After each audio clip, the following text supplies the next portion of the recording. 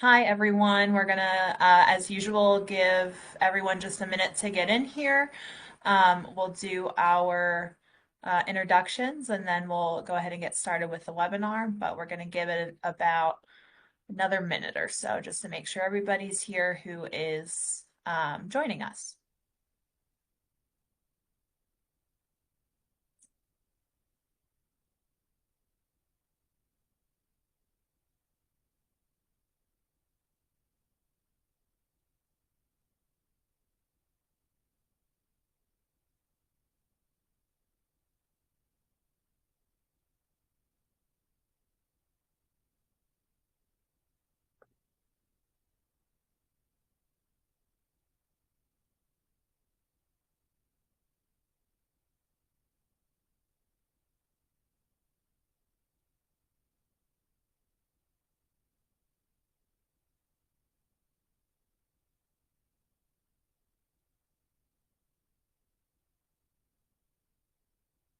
Okay, so we'll go ahead and get started. Thank you so much for joining us today. This is our Fire Trees Family and Community webinar. We've been doing our webinar now for about 2 years. So we're happy that you've been able to join us today. Our topic for this afternoon is treatment processes and approaches. And with me, I have Chuck. Chuck is going to present to you all this afternoon. A few housekeeping things. We do have our Q&A box. So you are able to ask any questions that you'd like until or as we're progressing through the slides. I try to answer as we go through. I'll try to keep Chuck aware if there's any questions that come through, but we'll make sure to get to any questions that are entered. Of course, if you have any suggestions for future topics, we are more than welcome to hear those. And oh yes, and any past webinars that we've done are available on our Firetree YouTube channel. And this one will be uploaded in a few days as well. So if you're interested in seeing any of those, if you just go to YouTube and type in Firetree, those are all located there. But with all that being said, I will turn it over to Chuck for treatment processes and approaches. Thank you, Amber, and hello to everybody. I'm going to share my screen now. That way you guys can follow along with our discussion here.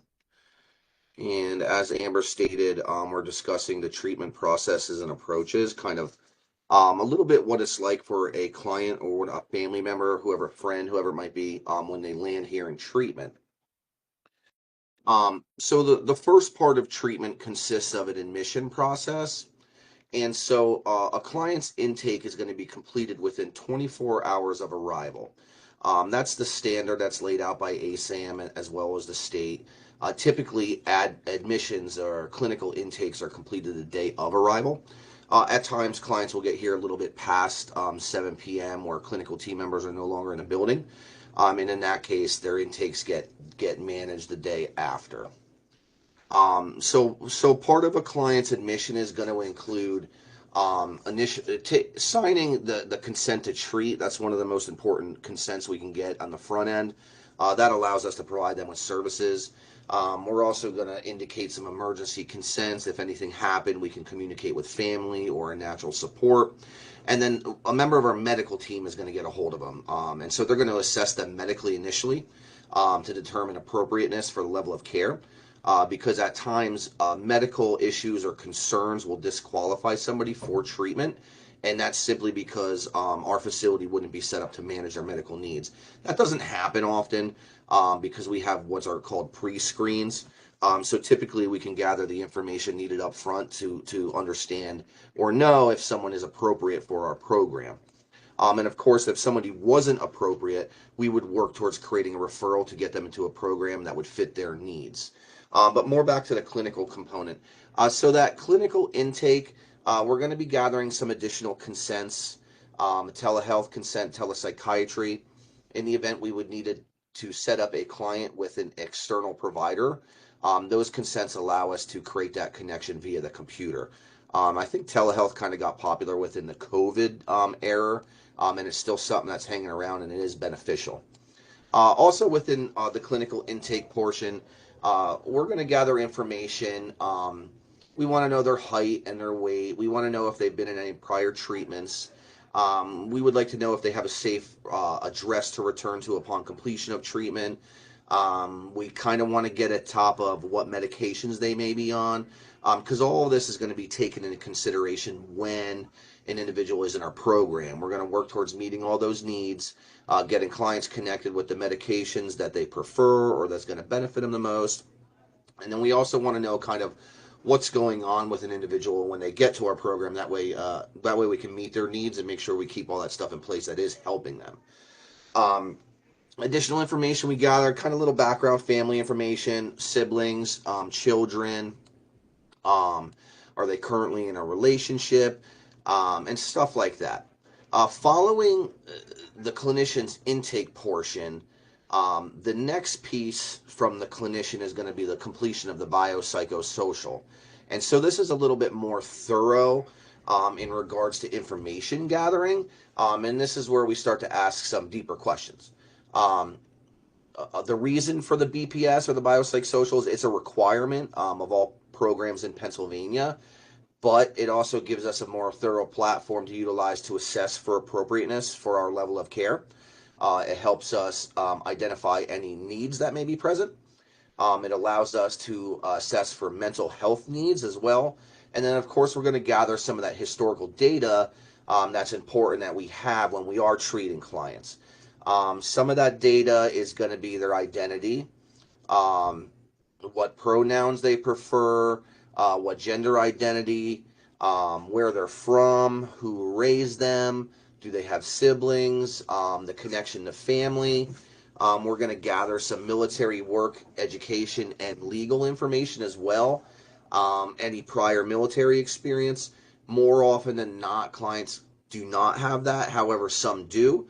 And then if that's the case, that might create some complications. I don't know if that's the best word to use, but people with military experience, especially combat, there's something a little bit different going on there. So there are military programs that we could get them connected to for some support when treatment is over. We want to gather some employment information. We typically ask, out of the past 2 years, so the past 24 months, how long have you been working?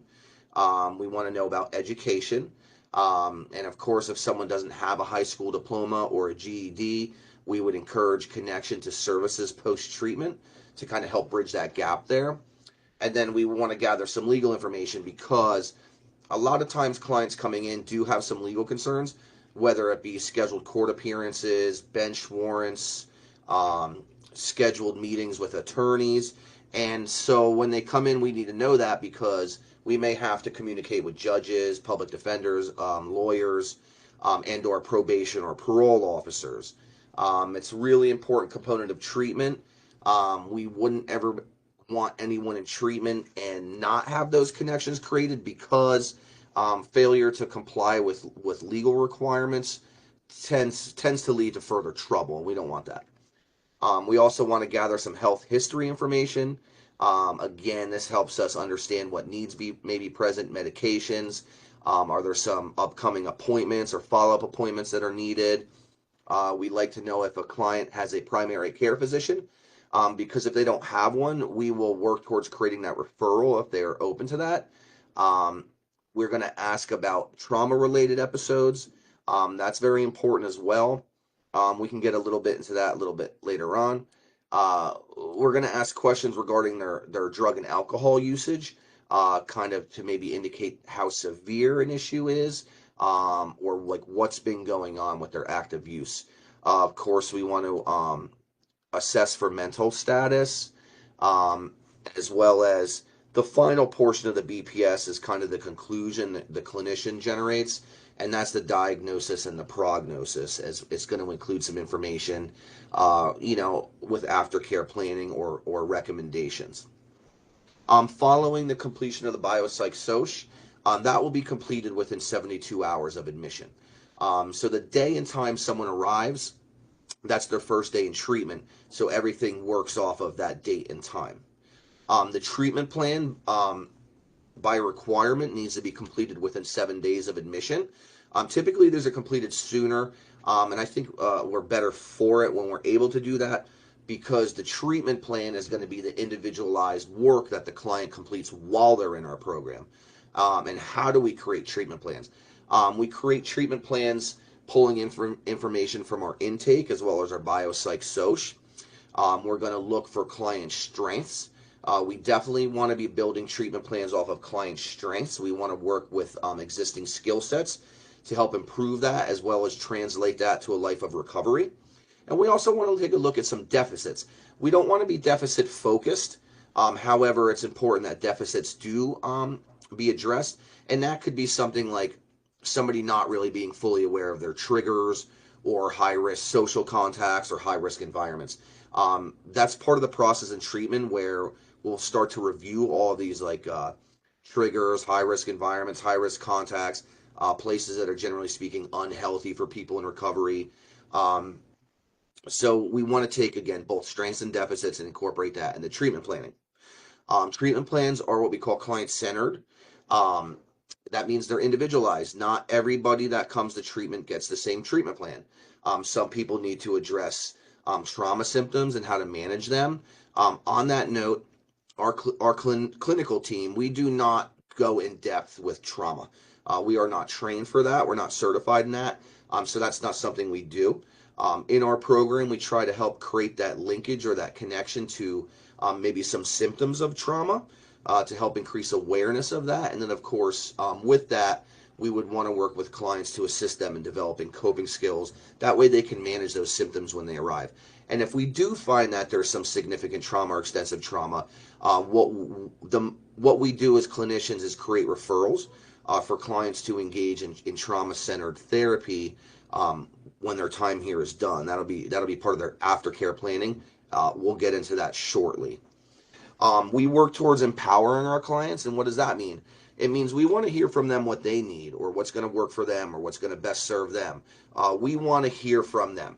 We don't want to create plans and be like, hey, this is what you're doing because this is what we think is going to be best for you. We want to know what clients feel are good for them, what they need as part of their recovery, and then, of course, like they know better, like when they get home, maybe what resources are available, what environments they're able to get connected to, who they have as healthy supports. So that's really the reason why we want to know from clients, hey, like what's going on with you and how can we help you? Our objectives within a treatment plan are SMART oriented. You'll see SMART capitalized because it's an acronym and it stands for specific, measurable, attainable, realistic, and timely.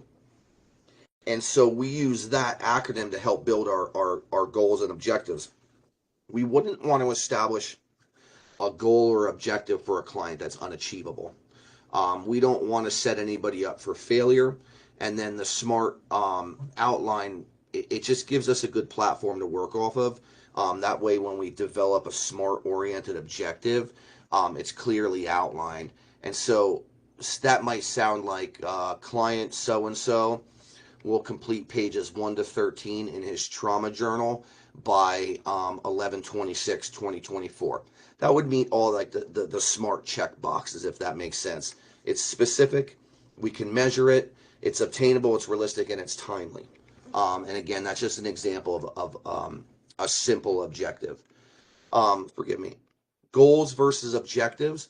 A goal is, as stated, a goal. The objectives are what's in place that the clients will do or work on to help them achieve that goal. So the objective is in place to help a client achieve a goal. That's why we see goals versus objectives. Moving on, important note regarding confidentiality and communication. The importance of confidentiality is like we have a do no harm ethos in drug and alcohol. That means when clients come in, we operate under trauma informed care. That's kind of the assumption that everyone's experienced some degree of trauma in their life. And then that'll help guide us in how to interact and or treat clients. Again, confidentiality is going to protect clients while they're in treatment. Again, that do no harm piece. We don't communicate with any outside resources unless we have consents in place for them. Confidentiality is a requirement, not just counselors, but everybody that works within drug and alcohol. So the monitors, the nurses, the dietary aides, the clinicians, etc. We're not permitted to reveal any information about anyone in our program unless it's signed off on. And the importance of that is um, we shouldn't be willy-nilly with this. Is protected health information, and a good example of the importance of confidentiality could be a probation officer calls in, hey, is so and so there? Yeah, he's here. And the next thing you know, the authorities are at the door looking to pick somebody up. And so if a consent wasn't in place, there would be some repercussions that would be problematic. Sometimes clients don't want probation officers to know that they're here, or family members, and it's important that we do respect that. Confidentiality is legal. There are specific laws and legislation that protects client information. And what I found is that drug and alcohol information tends to be a little more protected than just, say, medical information from a hospital. Um, the consents, each client has opportunity to sign their own consents, and they can indicate who they would want involved in their treatment or who they would like to know about their treatment. Clients can also limit the amount of information that does get relayed. Perhaps they only want someone to know that they are present in treatment and nothing else. It just really depends on the relationship and the client. Um, this is both a legal and ethical consideration. Again, legal because we have specific laws and legislation, and then the ethical consideration is kind of that do no harm ethos. We want to make sure that we're treating clients to the best of our ability, and they are safe and secure when they're with us, and that their time here doesn't create any more issues for them. Life on the unit, we have a structured schedule. Our wake up time is 6:30 a.m. and lights out is 11 p.m. And between 6:30 a.m. and 11 p.m., they will engage and participate in assorted functions, which include community meetings, which occurs each day, life skills programming, which occurs 2 or 3 times per week, psychoeducation, which tends to be completed daily. Groups focus on relapse prevention. Our small processes group is when a clinician has just their client group together. So that could be anywhere from like 2 or 3 up to 10 or 12 clients, just depending on the caseload. And that group is a little more focused on processing. There tends to be a topic. It tends to be a little more intimate and open because it is a smaller group, and the purpose of it is a little bit different than, let's say, like a psychoeducation, where we might have the entirety of the unit in one group room engaging in activity or learning about something in recovery. We have groups focused on CBT, which is cognitive behavioral therapy. This is an evidence-based therapeutic approach which teaches clients skill building. That way they kind of become their own therapist. And what do I mean by that?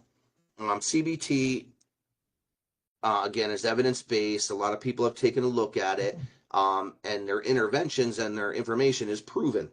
And so that could be creating linkage between, hey, when I experience this stimuli, these are the emotions I feel, and this is how I behave because of this. And so it gives the client a platform to kind of connect the dots between thoughts, feelings, and behaviors, um, which if someone is successful in that, they can begin to modify how they respond or react, even feeling a certain type of way.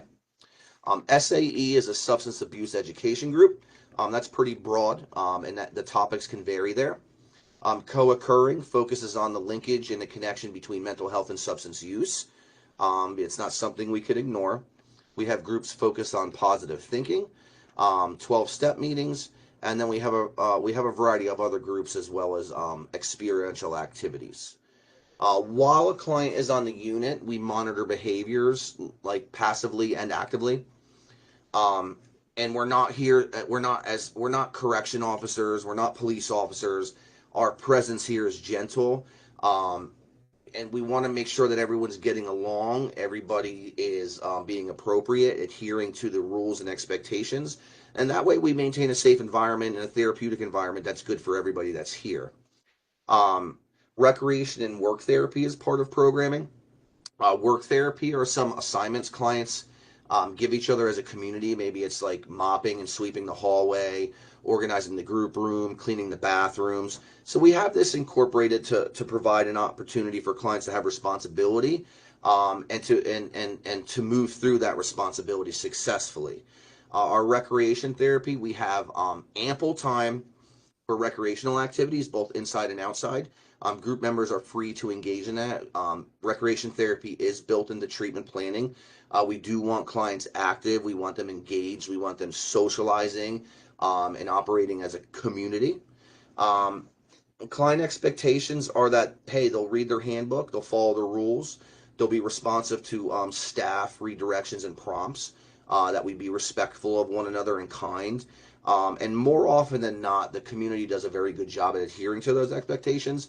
And more days than not, we move through without issues. But things do happen. It's a residential program, and we have means to kind of address those concerns.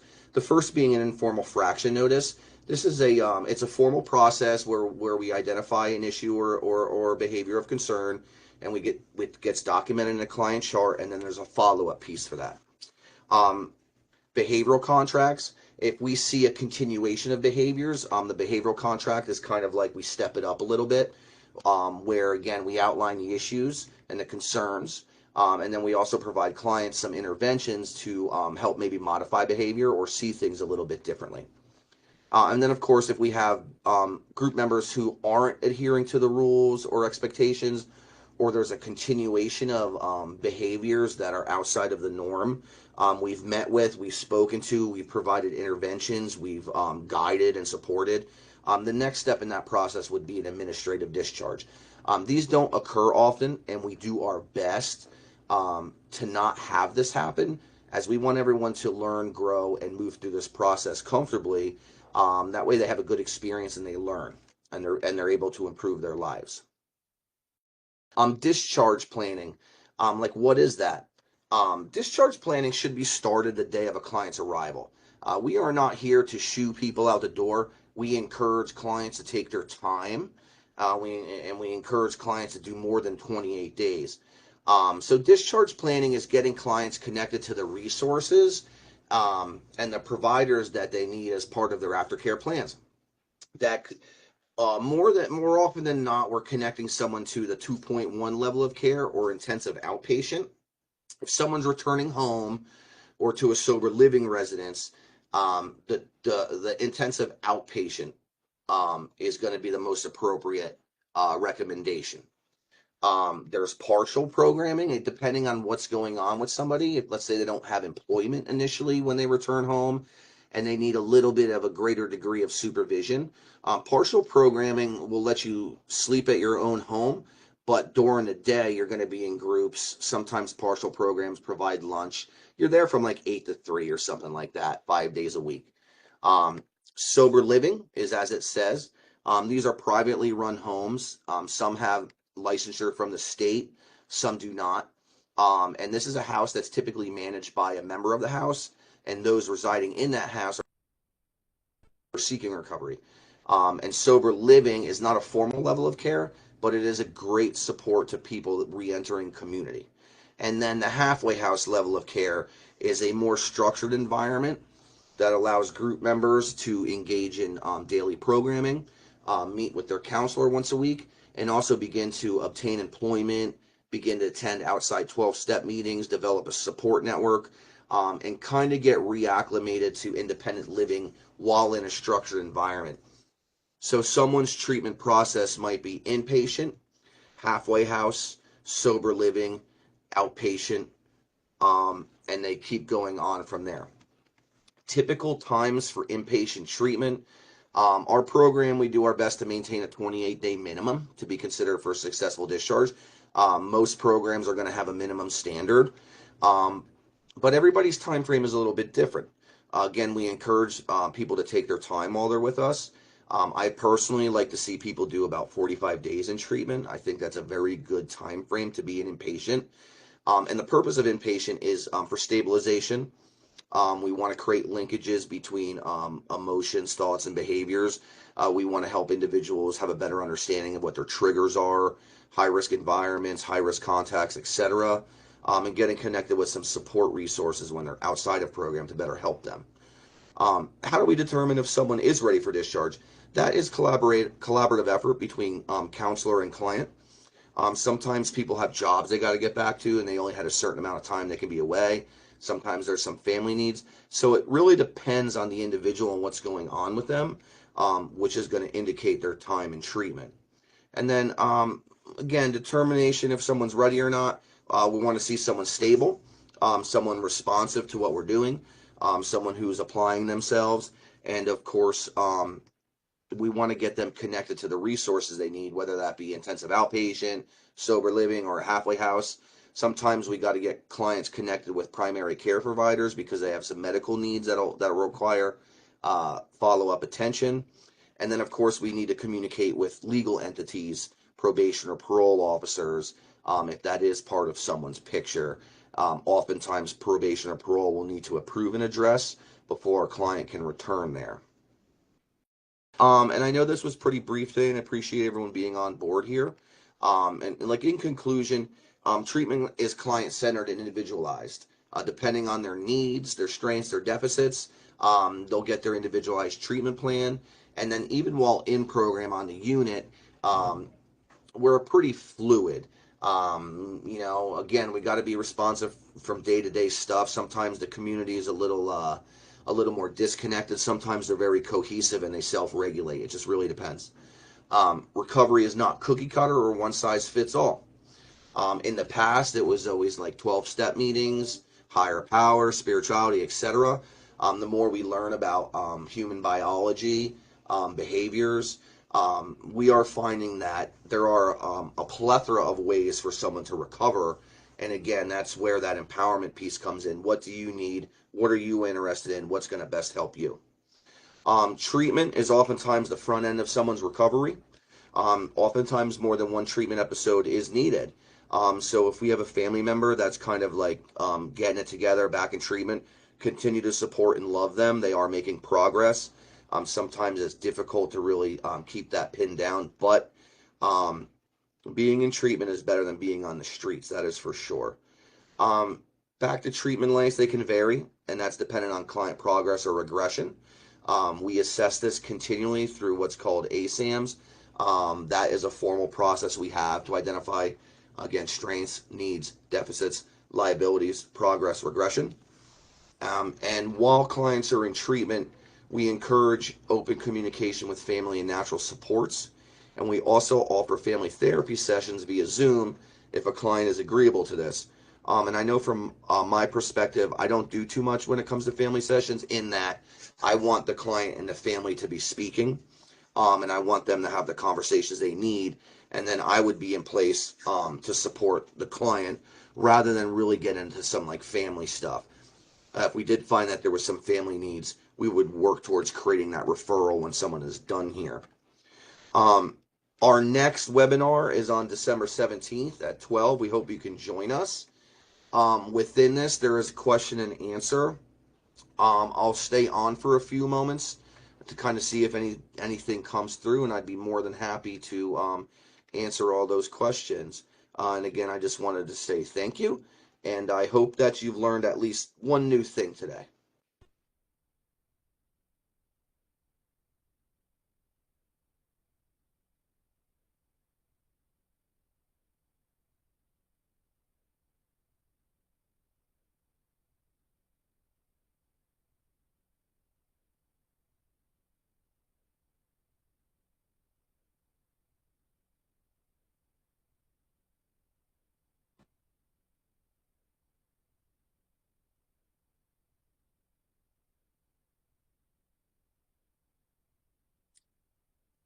All right. I just also want to thank Chuck for presenting. Thank you so much for